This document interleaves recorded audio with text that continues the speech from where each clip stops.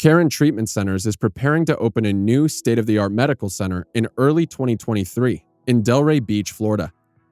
The Keele Center will significantly expand Caron's services in Florida with a medical detox unit, an older adult residential treatment program, expanded Ocean Drive programming at a residential level of care, as well as neurocognitive services, research, and medical education.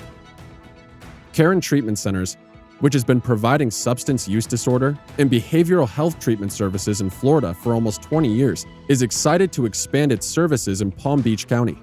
The center is staffed with highly credentialed clinicians, physicians, psychologists, psychiatrists, and nurses with specialties that include integrative medicine, internal medicine, addiction medicine, and chronic pain. Comprehensive medical expertise ensures the highest quality attention to physical, emotional, cognitive, and spiritual wellness. A new research center will help Caron continue making advancements in addiction medicine. Caron Florida's Keele Center is scheduled to open in early 2023.